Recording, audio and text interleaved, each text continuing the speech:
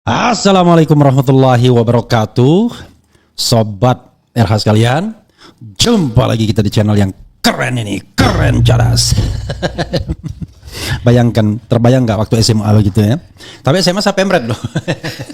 Pemret mirip loh rutin. RH. Oke, yuk Lisa, makasih ya. Iya. Seperti biasanya kita bongkar file, dan ini permintaan khusus dari Lisa. Kita bongkar file mengenai ojek online. Ini kita bicara tentang justice ya, keadilan antara antara penghasilan seorang driver ojol yang harus mati-matian di jalan, dan jangan-jangan kalau ada eksekutifnya ya, tapi kita tidak tahu. Tapi yang jelas kalau kita kaitkan ojol ini banyak juga isunya, ada GoTo dan lain sebagainya. Waktu itu ada saham Telkom yang kemudian Telkomsel yang kemudian dimasukkan ke sana, dan konon dalam tanda kutip uangnya dibagi-bagi. Pengertian dibagi-bagi itu gini, mereka pegang-pegang saham lalu sahamnya diuangkan. Ya, itu kan sebenarnya kan saham itu kan on the paper, nggak ada uangnya sebenarnya. Cuman begitu uang segar masuk, fresh money masuk, itu sahamnya dilepas-lepas gitu ya. Oke. Itu kata Agus Edi Kristanto, AIK sebenarnya. Tapi orang itu nggak pernah muncul lagi sekarang. Jadi apa yang mau diambil dari soal ojol ini, Lis? Silakan.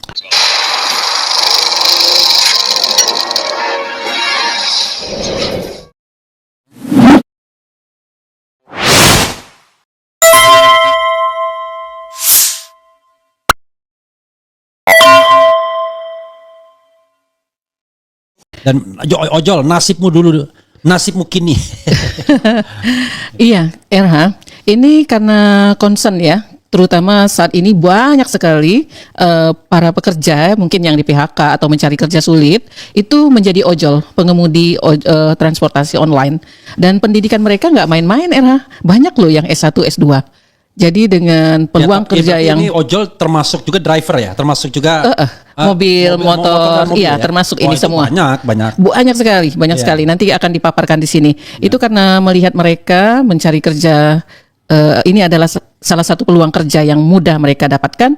Tapi terlihat mereka mendapatkan istilahnya ya, kompensasi atau upah yang minimal, yang rendah sepertinya ya, dengan kerja keras seharian. Sebenarnya upah pun tidak ya. Bukan upah ya sistemnya. Karena mereka mendapatkan sesuatu dan kemudian potongan mereka itu terlalu besar atau gimana gitu ya. Iya. Kalau upah itu kan dibayar. Kalau ini kan nggak, mereka langsung narik dari konsumen kan. Tetapi yang mereka dapatkan itu dipotong oleh operator. Itu ya, yang kemudian menyebabkan operator dan kemudian mungkin eksekutif dari operator tersebut hidup makmur ya kan.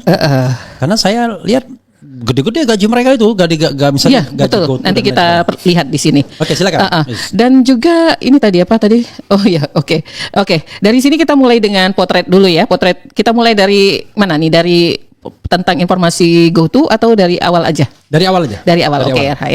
Nah, kita coba lihat bersama ini potret ketenaga kerjaan di Indonesia saat ini. Menurut perkiraan BPS, jumlah penduduk Indonesia tahun 2025 adalah 284,44 juta. Kenapa perkiraan?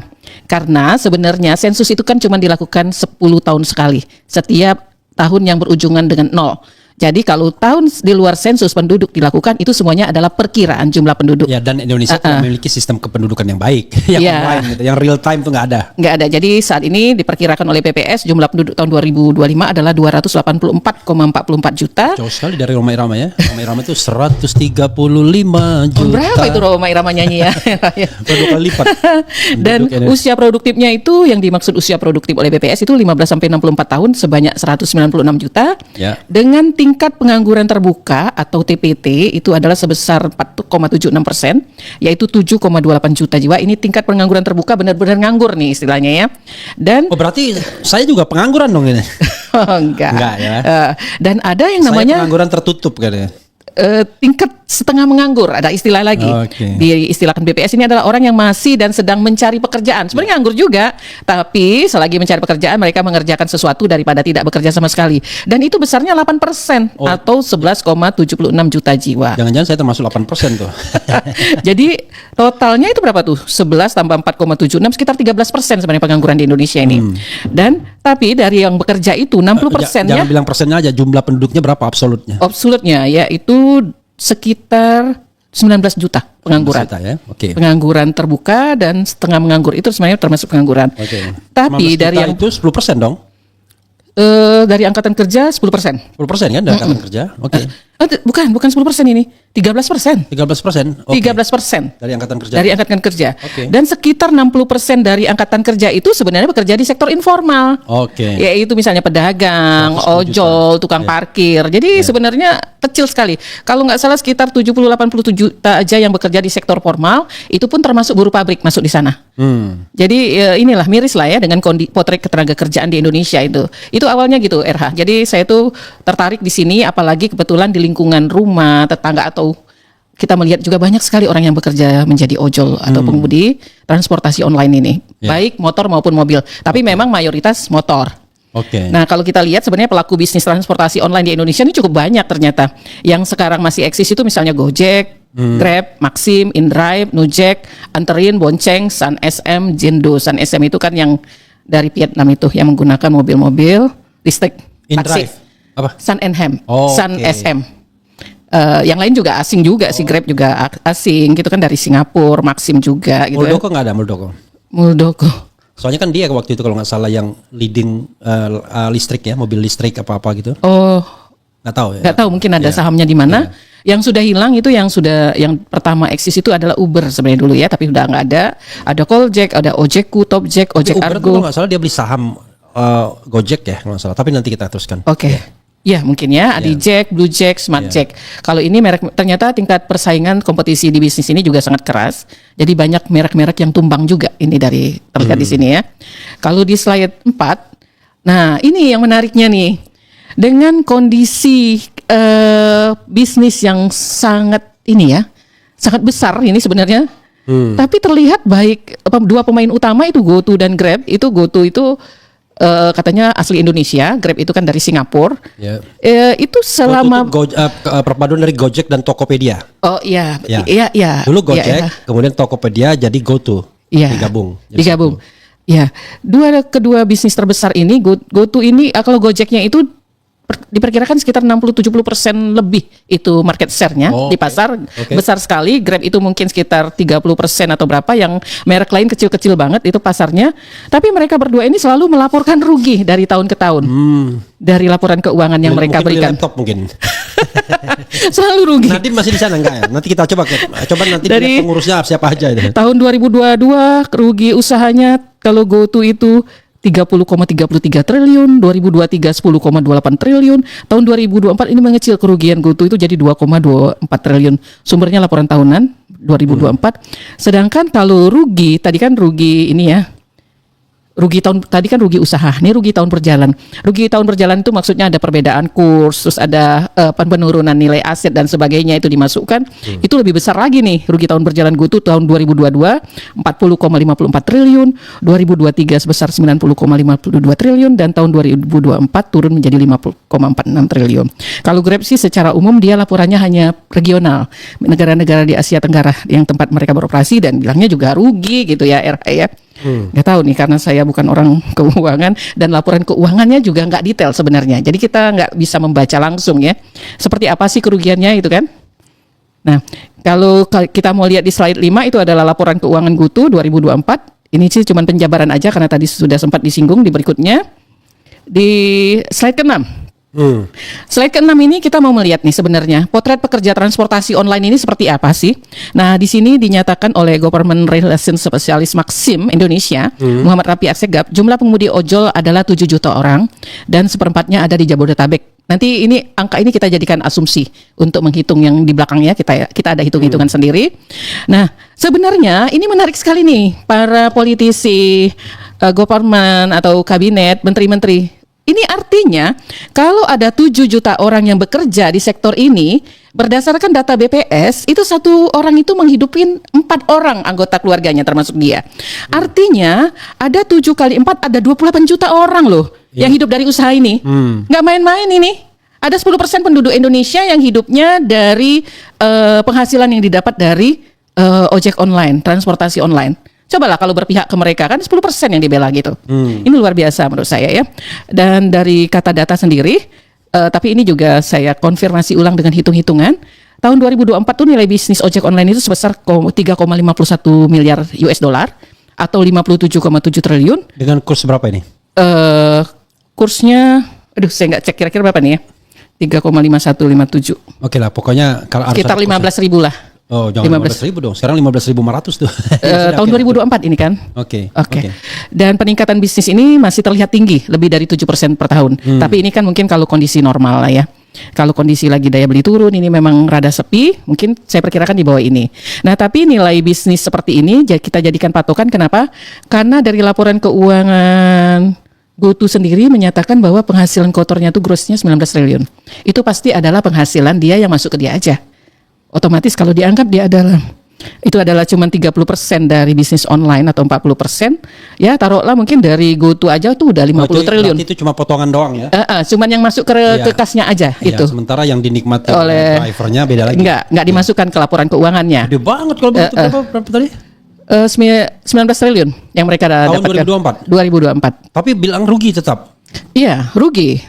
Nggak masuk akal, ongkos operasionalnya gede banget. Iya, makanya Padahal kita nggak tahu dalamnya seperti apa. Nanti kita lihat. Apa gitu, maksudnya Berapa sih biaya pemeliharaan aplikasi gitu kan? Iya, mobilnya mobil orang lain, motor orang lain. Iya betul. Saya membayangkan ya, waktu di jalan tol dulu, Iya. penghasilan kotornya itu ya, bukan net, grossnya itu kira-kira 8 triliun aja, 7 sampai 8 triliun. Enggak, maksudnya jalan tol. Oh, jalan tol. Marga, Oh, oke. Bukan Padahal ini. kan you can imagine kan, jasa marga setiap hari menghasilkan uang kan?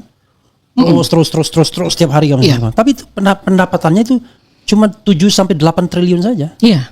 Jadi itu kira-kira tapi tahunnya juga ya, kira-kira tahun 2015, 2016 gitu, kira-kira begitu. Iya, Kalau sekarang saya tahu meningkat. Update-nya berapa? Oh iya, kita nanti cari datanya Iya. lagi. Tapi maksudnya- besar, ojolnya besar. Iya, oke. Tapi maksudnya potongannya saja sudah segitu ya, apalagi kapitalisasi secara keseluruhan ya. Iya. Iya, oke. Memang ada beberapa merek ojol yang melakukan Tapi sistem jangan-jangan baik. itu GoTo itu termasuk Tokopedia jangan-jangan? Kecil. Hah? Kalau nggak salah Tokopedia-nya berapa persen ya? Saya nggak cek. Oke. Tapi paling nggak nyampe 10 persenan. Oke. Kecil Tokopedia tuh. Oke. Di sini ya. Iya. Ini artinya peningkatan bisnis ini menurut kata data itu masih terlihat tinggi lebih dari 7% per tahun. Tapi kita punya asumsi lain karena memang kondisi daya beli sekarang menurun. Ya. Di sini ada regulasi. Sebenarnya pemerintah sudah menetapkan regulasi bahwa Kemenhub dalam keputusan Menteri Perhubungan nomor 1001 tahun 2022 tentang pedoman perhitungan biaya jasa penggunaan sepeda motor dan sepeda motor yang digunakan untuk kepentingan masyarakat yang dilakukan dengan aplikasi, batas potongan maksimal itu sebenarnya 20%. Tapi 20% itu bukan potongan langsung, tapi cuman untuk penggunaan aplikasi itu paling tinggi 15%. Oke. Dan biaya lain-lainnya itu 5% paling tinggi. Jadi total 20% itu seperti itu. Nah, tetapi Kemenhub juga menyatakan bahwa dia tidak bisa menindak pelanggaran yang terjadi. Kan banyak sekali sebenarnya demo besar-besar yang sudah dilakukan. Ada 2 demo besar terakhir yang dilakukan oleh para pengemudi ini. Terakhir 20 Mei lalu. Kata Kemenhub yang bisa menegur tuh Komdigi gitu. Jadi mereka kayaknya bisa melakukan tanpa ditegur gitu. Para operator ini. Ya bagaimanapun kan perhubungan tetap ini harusnya kan tunduknya, karena ini de facto ini kan transportasi sebenarnya kan. Kalaupun menggunakan teknologi itu kan soal lain gitu ya. Iya betul. Transportasi ini mestinya. Karena apapun kan bisa menggunakan teknologi kan, tapi core bisnisnya apa gitu ya. Iya. Gitu. Oke, teruskan. Oke, kita lanjutkan ke slide berikutnya. Ini demonya itu yang terakhir itu tanggal 20 Mei 2025 pas Hari Kebangkitan Nasional. Mereka mengajukan tuntutan sanksi tegas kepada aplikator yang melanggar regulasi pemerintah. Terus mereka minta juga DPR RI melalui Komisi 5 mengadakan rapat dengar pendapat gabungan bersama Kemenhub, asosiasi dan aplikator. Potongan aplikasi diturunkan dari 20% menjadi maksimal 10%. Mereka minta seperti itu juga. Revisi tarif penumpang dan penghapusan skema harga seperti aceng, slot hemat, prioritas. Nah, saya sih belum paham semuanya. Tapi yang saya paham misalnya aceng itu ya, RH ya. Ya. Kalau kita pesan makanan menggunakan jasa mereka, Ya. sejauh apapun tuh tarifnya 5.000 aceng tuh. Goceng. Oh, oke. Antar tuh goceng gitu. Oh, aceng itu antar goceng. Iya, kan sedih banget. Kadang-kadang kan kita kalau dapat pesan GoFood itu ojolnya bilang gini, "Bu, tadi parkir tolong diganti." Ya udah. I see. Jadi sedih banget, mereka tuh cuma dapat 5.000 tuh setiap Saya terus terang aja nganter-nganter gitu. nggak pernah pesan-pesan yang begini.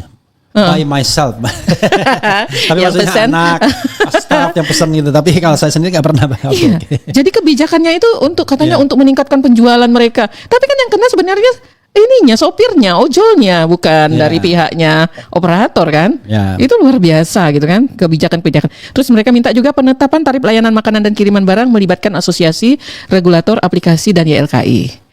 Terus kenapa sih mereka masih terima order gitu kan? Saya sempat tanya tuh ke beberapa ojol. Ya kalau nggak tuh nggak dapat uang, paksa-paksain aja gitu kan. Impas-impasan aja bensin sama ininya. Oke. Dan belum barangkali kalau mereka nggak aktif juga barangkali mereka ditinjau mungkin ke apa? Oh iya, kalau menolak betul.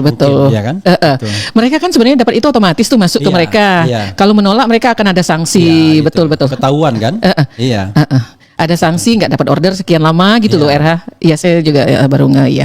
Oke. Nah terus kemarin kebetulan saya tuh senangnya kalau mengumpulkan data, sebagian saya kumpulkan sendiri RH ya. Jadi ini Oke. saya dapat langsung nih. Terus mereka ngadu nih ada tambahan lagi nih biaya dari operator Grab, dia bilang kan di slide 9. Itu mereka harus daftar dan diberlakukan sejak 10 April 2025, menambah beban para pengemudi ojol, menjanjikan order lebih banyak, menihilkan keadilan pemerataan, membuat mitra pengemudi makin menjerit. Ini menurut saya ya. Kenapa? Jadi kalau misalnya hari ini dia mau dapat order banyak, 10 order. Besok tuh dipotong langsung tuh berapa tuh saya nggak kebaca. Langsung besok pagi tuh sebelum mereka bekerja langsung dapat potongan. Jadi selain potongan biaya waktu mereka menerima konsumen, besok dipotong lagi. Besok sebelum mulai jalan tuh dipotong lagi. Nih, kalau dapat 2 order aja dipotongnya sekian, dapat sekian order sekian besok dipotong lagi. Nambah-nambahin aja gitu. Jenis-jenis pemasukan dari operator nih.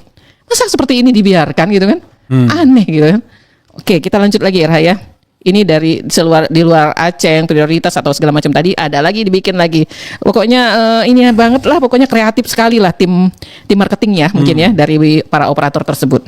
Nah, mengenai tuntutan para ojol, ini operator ini menjawab nih di sini saya ambil sumbernya di Kompas. Dibilang Direktur GoTo Catherine Hindra Sucahyo mengatakan pemotongan 20% hanya berlaku atas biaya perjalanan, bukan terhadap total biaya yang dibayarkan oleh konsumen. Padahal udah clear kok dari Kemenhub 20% itu total, 15% dari biaya, 5% lagi biaya lain-lain. Kalau Tias Wiediastuti, Direktur of Mobility and Logistik Grab Indonesia, potongan 20% hanya diterapkan pada tarif dasar perjalanan sesuai dengan regulasi Kemenhub. Sama lah ya jawabannya. Kalau Maxim Indonesia, nah Maxim ini menarik, kalau nggak salah dia cuma 11% ngambilnya. Maxim Indonesia jauh di bawah peraturan Kemenhub. Maxim Indonesia melalui Government Relation Spesialis Muhammad Rafi Asegaf juga memastikan bahwa perusahaan tidak mengambil komisi lebih dari 20%. Business Development in Drive ini juga ngambilnya paling 12% ini. Bagus ini juga. Mestinya dikomunikasikan terus nih mereka. Rian Riwanda menambahkan, potongan komisi di platform mereka bahkan jauh di bawah batas maksimal, yakni 11,7% untuk pengemudi mobil dan 9,9% untuk pengemudi motor. Benar. Ini benar, saya udah cek walaupun nanti contohnya cuma satu-satu tapi saya tahu ini memang benar mereka jalankan. Ya. Nah, ini ya dari data survei, ini berarti data primer yang didapatkan. Yeah. Ini data primer yang kami dapatkan pada yang kami survei ke para pengemudi ojol. Nah, data ini sebenarnya kalau dilakukan dalam tenggang waktu agak lama dengan tim yang cukup banyak akan banyak didapatkan. Tapi karena dilakukan tim kami nggak banyak, cuman berdua mungkin ya. Terus dilakukan dalam waktu sehari, ini nggak ada banyak didapatkan. Kenapa? Kesulitan lainnya apa? RH mau tahu? Begitu proses transaksi selesai, ini data dihapus semua dari semua operator. Oke. Jadi tidak bisa disimpan. Tidak bisa terlacak ya? Tidak terlacak, satu lagi nggak bisa pakai screenshot. Misalnya ojol itu mau screenshot nih, bukti. Nggak bisa. Jadi mereka data-data ini nggak bisa di screenshot, harus dipoto. Oke. Dan data ini juga nggak setiap transaksi ada seperti ini. Kalau misalnya transaksinya itu misalnya tuh pakai e-money atau pakai apa tuh istilahnya? Pakai GoPay atau apa gitu, QRIS. GoPay gitu, yang langsung motong gitu. GoPay, itu nggak akan terlihat. Yang terlihat cuman dana yang akan diterima pengemudi. Nah, ini mungkin akan terlihat kalau konsumen membayar tunai. Akan terlihat bahwa konsumen ini harus membayar 20.000, yang masuk ke kamu 15.000. Nah, itu akan terlihat kalau tunai. Tapi seketika hilang, nggak bisa di screenshot oleh pengemudi dan juga seketika setelah proses transaksi selesai itu hilang. Jadi agak di situ sebenarnya kalau misalnya survei dilakukan dalam waktu lebih panjang dan ini kita bisa mendapatkan lebih banyak data. Tapi rata-rata seperti ini. Dari percakapan dengan para ojol ini memang seperti itu adanya. Jadi data-data penerimaan para pengemudi, total pembayaran yang didapatkan tuh data-data penerimaan para pengemudi, total pembayaran konsumen, jenis potongan yang diberikan operator, yang didapatkan itu untuk 4 operator yang terbanyak digunakan yaitu Gojek, Grab, Maxim dan InDrive. Contohnya seperti ini. Ini kalau dari sosial media juga dapat nih ya RH ya. Mereka tuh mengeluh. Apa saya harus ambil nih? Potongan 42% gitu. Dari Gojek. Terus mantap, keren Grab potongannya gitu kan. Mereka keluhan-keluhan ini ada di sosial media. Banyak sekali yang melanggar regulasi. Ya, di sini kita lihat perhitungannya di slide 14 itu misalnya Maxim. Maxim itu memperlihatkan pada saat mereka mendapatkan order senilai 14.000, pengemudi mendapatkan 12.447. Itu 88,9%. InDrive, ini satu contoh tapi ini rata-rata. Jadi Maxim dan InDrive ini sudah menjalankan yang baik ini ya, jauh di bawah peraturan Kemenhub regulasi. Jadi misalnya mereka mendapatkan order dengan nilai 19.400, maka pengemudi kan mendapatkan 17.072 rupiah, itu 88%. Jadi potongan dari InDrive itu totalnya adalah 12%. Nah, kalau Grab terlihat di sana, jika ordernya senilai 96.000, maka pengemudi mendapatkan 74.400, artinya mereka mendapatkan 77,5%. Artinya potongannya 22,5%. Grab yang contoh yang kedua, jika ordernya senilai 37.200, mereka pengemudi mendapatkan 26.400 atau 71%. Jadi potongannya 29%. Yang agak ya kalau Grab itu di atas ya, karena Kemenhub maksimal 20%. Ini Grab 22,5% dan 29%. Tapi kalau Gojek ini luar biasa banget ini. Lebih luar biasa nih Gojek nih ya. Apa dulu dong bohirnya. Jadi kalau misalnya dapat order 29.000, maka pengemudi Gojek itu dapatnya cuma 16.800. Order yang ini ya, yang dicontoh ya, pastinya Berapa data itu ya. potongannya? Potongannya itu dapatnya itu berarti pengemudi 57,9%, berarti potongannya 42,1%. Jauh di atas 20%. Contoh keduanya itu jika order konsumen membayar 22.000, maka pendapatan pengemudi itu 14.400 atau 65,5%. Artinya potongan itu 34,5%. Contoh yang ketiga, jika ordernya 20.000, itu pengemudi dapat 11.600 alias potongannya 42%. Ada contoh yang keempat, itu jika penumpang membayar 34.000, pendapatan pengemudi adalah 24.000, artinya dia dipotong sebanyak 29,4%. Jadi ini jauh banget di atas dari peraturan Kemenhub tadi. Dan ini sepertinya hampir semua mereka tahu. Tapi kenapa kok mereka nggak bisa lari, nggak bisa menghindar? Kan kalau Gojek ini kan market leader, lebih dari 60% market share, nggak diambil. Ya susah lah nggak diambil gimana. Terus kalau nggak diambil tadi RH malah tahu, dapat sanksi mereka. Iya kan konon kalau misalnya kan mereka kan ini. Jadi kalau mereka nolak kelihatan tuh. Iya. Dia dapat sanksi, sanksinya itu tidak diberi order selama waktu sekian lama gitu. Tapi waktunya itu mungkin jam atau menit gitu sekian gitu. Tapi kan itu juga sudah menihilkan harapan, karena mungkin untuk dapat order aja mereka udah nunggu sekian lama gitu. Begitu dapat order dengan potongan yang sangat tinggi mereka tolak misalnya. Terus mereka harus nunggu lagi sekian lama gitu kan. Jadi buang-buang waktu. Seringkali mereka tetap ambil. Nah, dari data baik data primer maupun data sekunder yang didapat dari sosial media, tapi sepertinya inilah yang kami dapatkan dari banyak interview dengan mereka. Potongan yang dikenakan operator ke mitra pengemudi itu dari data ini, InDrive itu memotong 12%. Maxim memotong 11,1% rata-rata. Grab itu memotong antara 22,5% sampai 29% pembayaran konsumen yang dipotongnya. Gojek itu memotongnya antara 29,4% sampai 42,1% dari angka-angka ini. Tapi cenderung sih memang seperti ini adanya dari interview yang dilakukan. Nah, coba kita hitung ya RH ya. Coba kita hitung data dari data tersebut. Tentunya bukan dari data. Kalau tadi kita lakukan sendiri, timnya RH Channel lakukan sendiri. Kalau ini kita ambil data-data yang terdapat di media juga. Ini ada sumber-sumbernya. Apa yang didapat pengemudi ojol sebenarnya gitu kan? Ini sumbernya survei Institute for Demographic and Poverty Studies 2018-2023 maksudnya ya. Sedangkan 2024-2025 itu perkiraan dari DMRS atau RH Channel. Nah, dengan kondisi mereka bekerja rata-rata 10 pesanan per hari, menempuh jarak sekitar 42 km dengan waktu kerja 11 jam, itu ternyata rata-rata penghasilan per hari itu adalah pada saat sebelum COVID itu 304,688, ini data dari survei itu. Kita cuman mengcopy aja. Terus di tahun 2020 sampai 2021 sekitar 100.000 pas COVID. Setelah COVID meningkat lagi jadi 174,805. Terus berdasarkan pengamatan dan interview yang dilakukan, tim kita mengatakan tahun 2024-2025 itu naiklah total 10%. Kenapa? Ya karena kondisi sebenarnya ekonomi dalam 2 tahun ini naik 10% karena kondisi ekonomi sebenarnya belum membaik. Daya beli masih turun. Terus juga ditambahin dengan jumlah ojol yang meningkat pesat. Nah, Nah, kita ambil tadi dari data sebelumnya, jika nilai bisnis ojol itu adalah 57,7 triliun tuh dari kata data, dan pengemudi ojol itu 7 juta, maka nilai bisnis alias penghasilan mestinya, ya, semestinya dari setiap orang itu 8,24 juta. Per bulan. Per hari, ini hitungannya per hari. Oh, per hari. Oh, ya sorry, Per maaf. bulan dong. Per bulan, oke, Kalau per 8 bulan. juta per hari kaya raya. Per bulan ya. Ya. Terus kalau dibagi 25 hari adalah 330.000. Oke, dia ngitungnya 25 hari kerja ya. Enggak, kita yang hitung itu. Oh, Saya yang hitung. iya. 330.000. Nah, sedangkan yang diterima ojol itu adalah 192.000. Oke. 192.000. Ya, ya. Oke, 192.000. Nah, itu berarti yang diterima ojol itu rata-rata sekitar 58,3%. Oke, nggak nyampe 60% ya. Ya. Tetapi apakah itu semua yang mereka terima sebenarnya?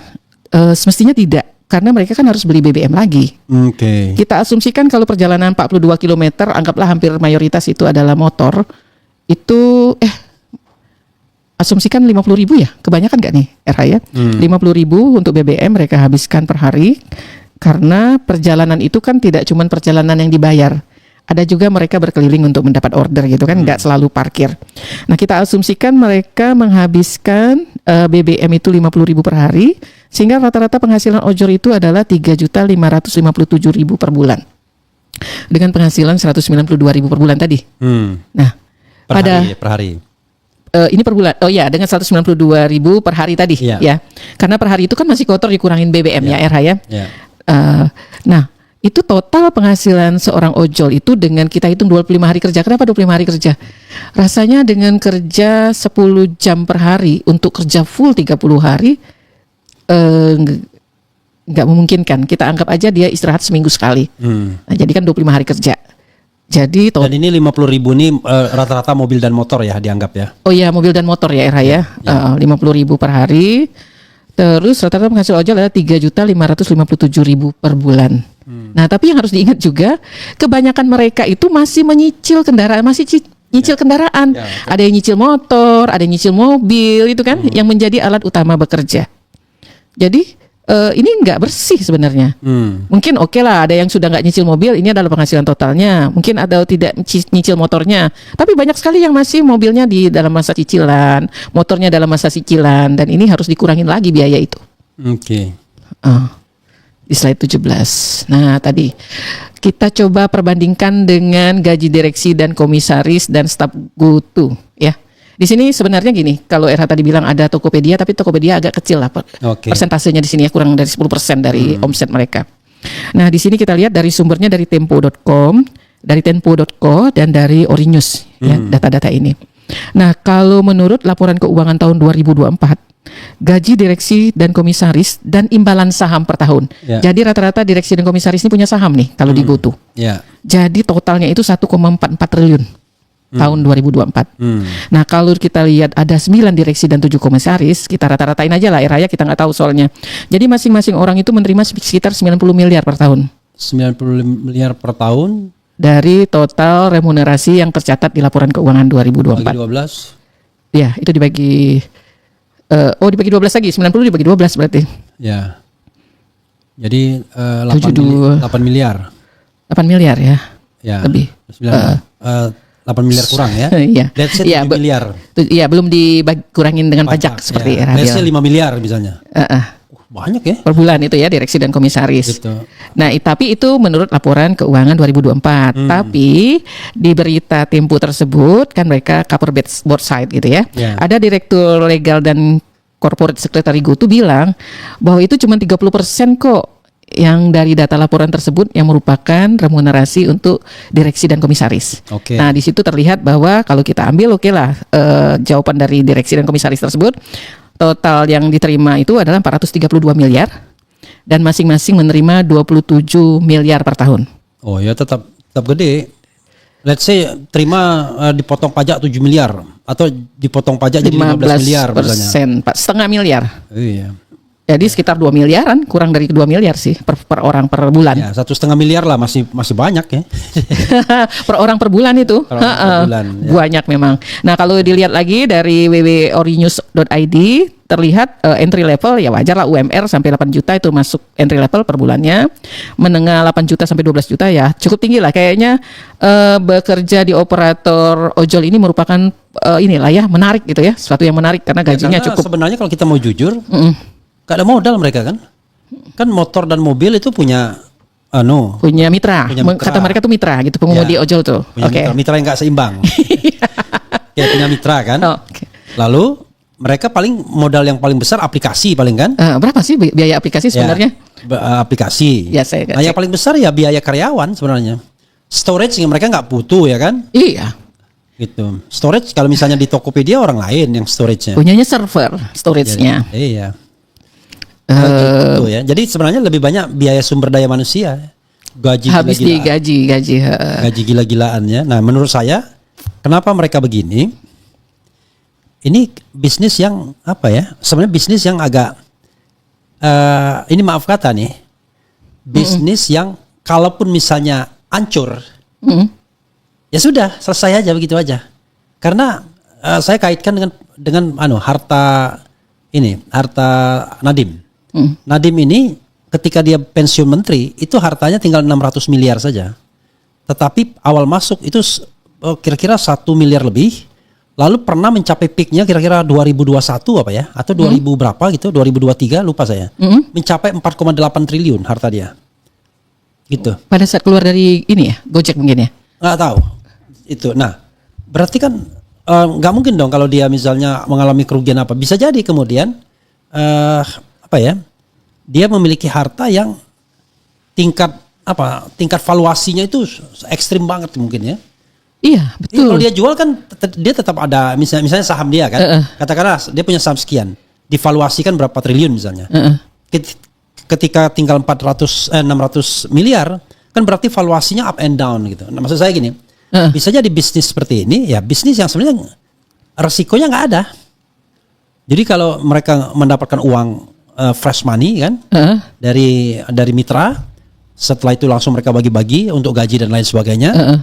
Mereka hanya butuhkan untuk maintenance alat. Kan mereka kan tidak butuh cost of production, misalnya mereka tidak memproduksi kertas. Iya, tidak ada. Membuat sesuatu. Apalagi kalau semua dilakukan paperless gitu kan, tambah lagi nggak ada lagi biaya-biaya gitu. Mereka paling ya maintenance teknologi, tapi kan nggak mungkin teknologi itu tiap saat membeli kan? Enggak. Makanya. Jadi kalau yang namanya apalagi paperless, nggak perlu pensil pena pun nggak perlu beli lagi. Makanya kemudian mayoritas uang itu bisa jadi untuk gaji karyawan di situ atau eksekutifnya gitu. Iya. Oke. Iya. Terus kan ya, tapi itu asumsi saya yang tidak terlalu paham bisnis yang beginian ya. Sama sih. Ya. Cuman dulu tuh sempat heboh juga di awal-awal dia mulai menggunakan aplikasi 2015 RH ya. Jadi memang Gojek ini pernah bakar uang besar-besaran untuk marketing strategi mereka. Ya.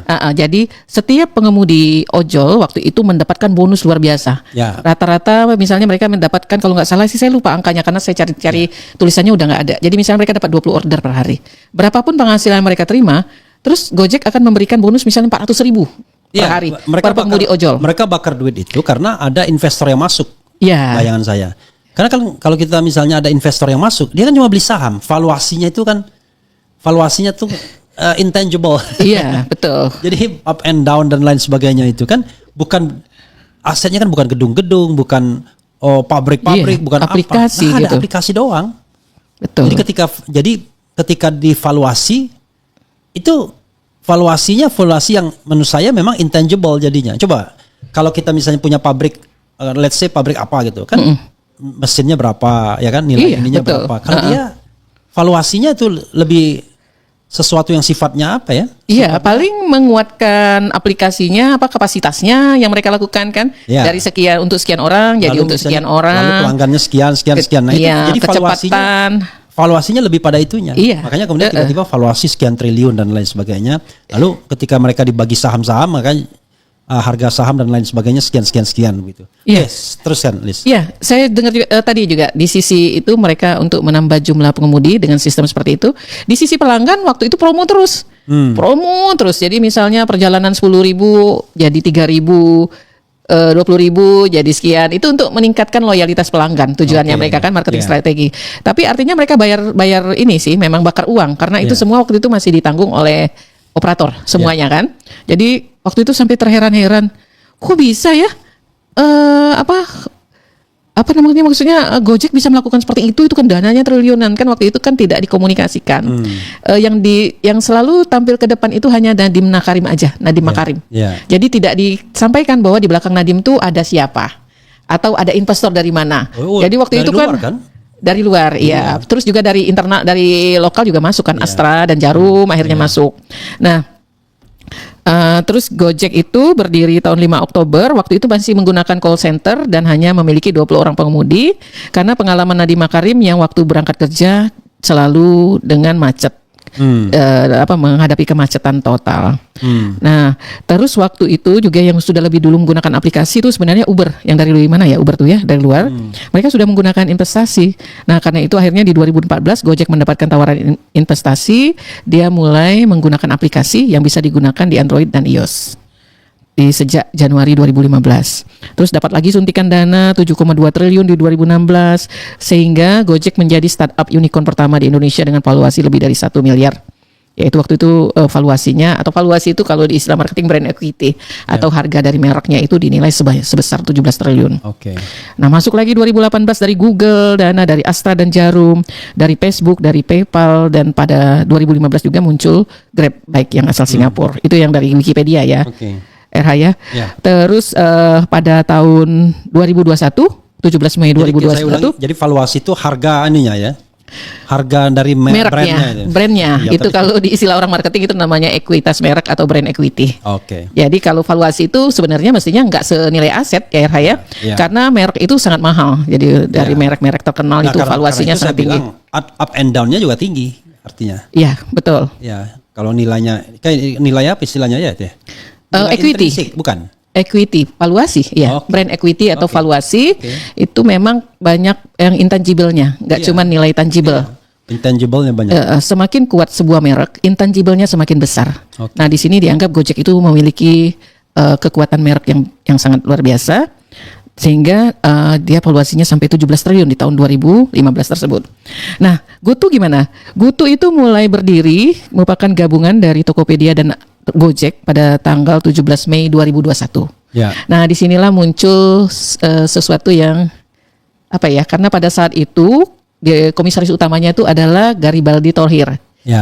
Dan atau Boy Thohir. Boy Thohir, dapat suntikan dana tuh atas perintah Menteri BUMN Erick Thohir dari Telkomsel. Kalau kita perintah tidak tahu ya.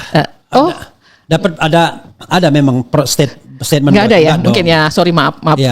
Bukan dapat perintah ya mungkin ya. Itu keputusan dari Telkomsel kemudian untuk menyuntikkan dana ke GoTo. Cuman orang memandangnya ada konflik of interest di situ. Karena Garibaldi Thohir atau Boy Thohir ini komisaris utama di GoTo. Lalu Erick Thohir adalah Menteri BUMN. Salah satu BUMN adalah Telkom dan Telkomsel anak perusahaan Telkom. Sehingga orang menganggap ya pasti adalah walaupun langsung dan tidak langsung itu soal lain pengaruh Erick Thohir dalam keputusan untuk menanamkan saham di GoTo. Nah, pada waktu itu saya pernah mendengar kata-kata dari staf khususnya itu ya, yang Arya Sinulinga. Siapa yang nggak tertarik untuk menanamkan saham di perusahaan yang ketika mereka ini digabungkan, valuasi mereka kan gila-gilaan tuh. Berapa ibaratnya gede sekali gitu. Sehingga katanya, wah ini kan bisnis masa depan. Siapa yang nggak mau tertarik menanamkan saham di sini? Padahal kalau tidak salah, begitu ditanamkan saham, langsung anjlok. Gitu. Oke, teruskan. Apa yang didapatkan Lisa? Dan bahkan uang yang fresh money-nya itu konon ya, menurut Agus Edi Kristianto, dibagi-bagi aja di antara pemegang saham GoTo itu yang para pengurus di situ, dia lemparkan sahamnya untuk ngambil uang fresh money, ya kan? Dia nggak ngerti apakah ke depan saham yang mereka pegang itu akan berbuah manis atau enggak kan? Apakah nilainya akan turun atau naik? Tetapi begitu mereka dapat uang, itu termasuk Boy Thohir pada waktu itu memiliki berapa 1 miliar saham apa yang kemudian dinilai Rp1 atau apa gitu. Tapi persisnya nanti kita akan lihat lagi. Iya, karena memang di posisi ini kita nggak membahas kasus Iya, itu, tapi iya. hanya melihat Iya. sekilas gitu ya Iya. tentang bisnis ini. Nah, Telkomsel itu menyuntikkan dananya sebesar 450 juta Ya. US dollar yang dibagi 2 sesi. Pertama disuntikan 300 juta US dollar, berikutnya adalah 150 juta US dollar. Totalnya pada kurs saat itu senilai 6,3 triliun. Nah, dengan dana sebesar ini Telkomsel mendapatkan saham GoTo sebesar 3% saja.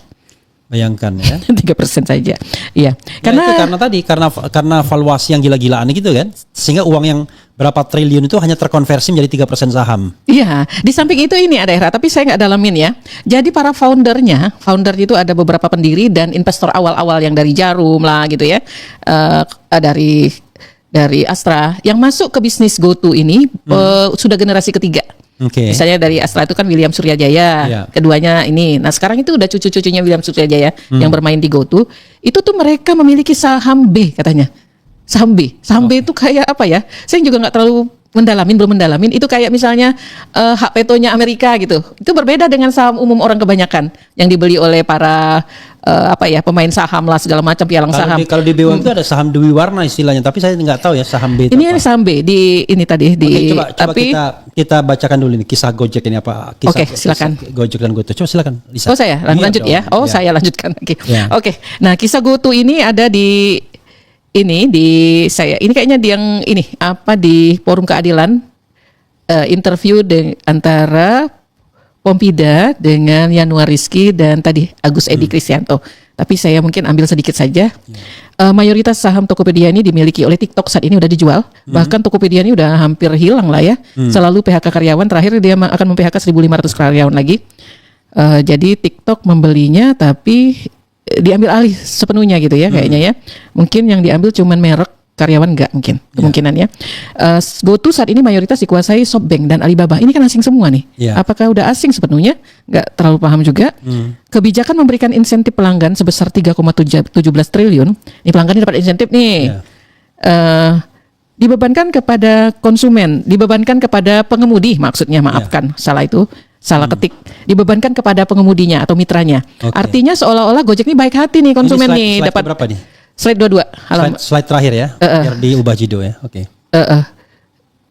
Slide 22 itu dibebankan kepada mitra atau pengemudi ojol. Jadi wah Gojek beri insentif nih buat pelanggan. Iya. Seolah-olah itu dari Gojek tapi sebenarnya dibebankan sepenuhnya kepada pengemudi atau yang dia bilang mitra.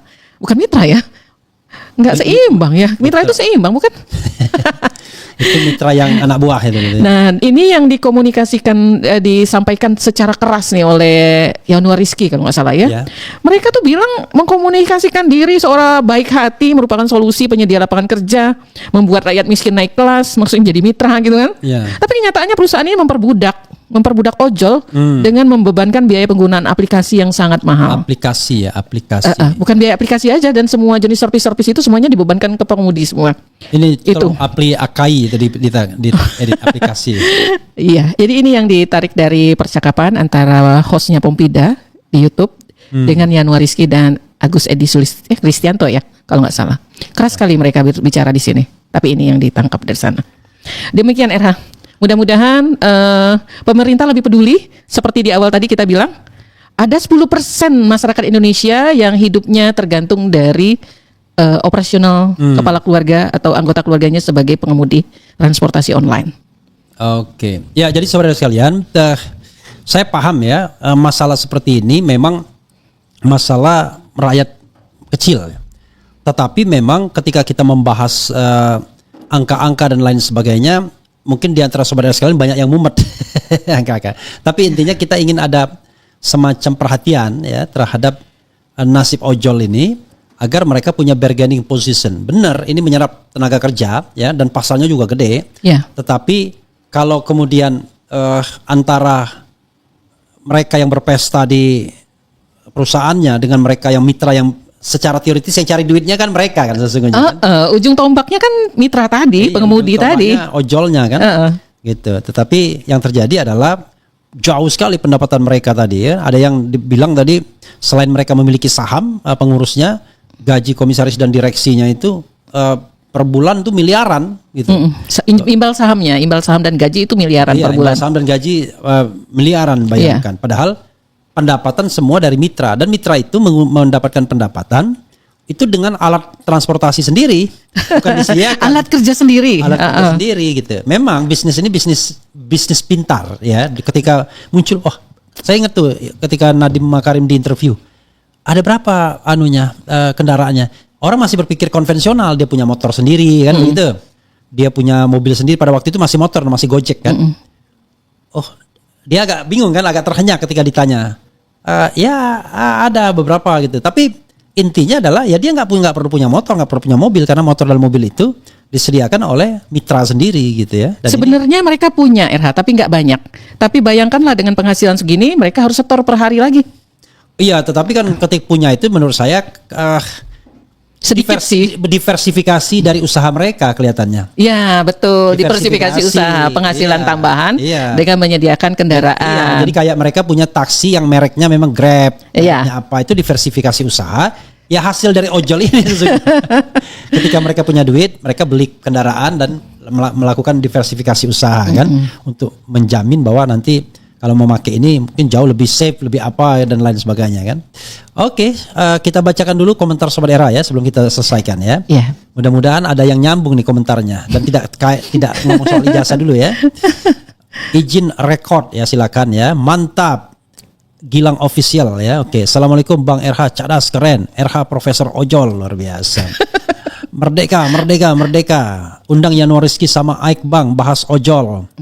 Saya sudah pernah Aik, tapi nanti coba kita ini. Saya kehilangan kontak dia, udah lama sekali, udah berapa tahun dia nggak muncul.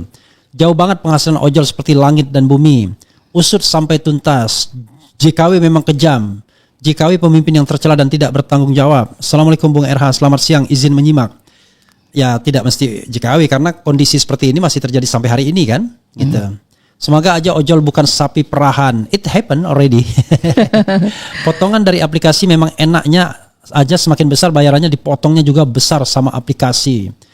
Gojek dan Grab sama dengan biadab. Ya enggak, kita enggak boleh begitu ya. Tetapi intinya adalah kalau nanti dari angka-angka yang kita sampaikan itu ada pembanding silahkan ya. Karena mudah-mudahan semua angka itu bisa diverifikasi ya gitu.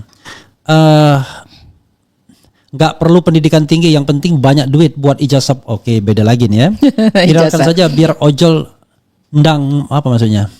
Pemasukan dan pengeluaran malah lebih pengeluaran, perawatan kendaraan 10 order masuk juga belum bisa. Wah ini juga ini. Ya, jadi betul juga dia omongan dia. Jadi maintenance nggak dihitung nih sebenarnya. Iya, begitu motor rusak. Tapi by the way mereka dapat ini nggak asuransi nggak ya? Mereka daftar sendiri sepertinya. Kalau nggak salah itu ada info 250.000 pengemudi ojol yang punya asuransi dari 7 juta. Jadi asuransi kesehatan dan asuransi kecelakaan tentunya kan? Nggak ada, kalau mitra itu nggak ada apa-apanya sepertinya. Tapi nggak tahu juga ya, RH saya nggak cek sampai sana. Ya, nanti kita cek lagi ya. Semakin banyak ojol atau sejenisnya, berarti semakin sulit lapangan kerja karena ojol bukan pekerjaan. Ya bisa tidak ya. Tetapi kalau misalnya kita bicara tentang sektor lain berkembang dengan baik, ojol kemudian kita juga nggak paham juga ya. Kalau misalnya maksudnya gini, ojol ini antara order dan antara kesempatan dia mendapatkan order tersebut apakah makin susah atau apa gitu. Kalau YouTube seperti ini kan makin lama makin susah karena bilangan pembaginya makin banyak. Betul. Sementara iklan cenderung stagnan bahkan turun kan? Iya betul. Jadi pertumbuhan iklannya. Ojol itu karena pengemudinya makin banyak. Ya makanya bukan karena menarik, tapi karena nggak ada pilihan. Ya, cuman ada pilihan. Ini gampang gitu. Kalau seandainya ada pekerjaan bidang lain kan mereka sebagian terserap. Iya. Sehingga nanti rasio antara ojol dan supply and demand-nya itu inilah masuk akal. Tapi gitu ya. Sebenarnya yang paling krusial di sini potongan dari operator. Kalau potongan operator sesuai dengan peraturan Kemenhub lumayan mereka. Lumayan ya. Oke, artinya demand-nya masih cukup besar ya. Demand-nya masih cukup dibandingkan supply-nya ya. Oke. Sesuai setara. Sesuai ya. Semakin banyak ojol atau sejenisnya berarti semakin sulit lapangan kerja karena ojol. Oke.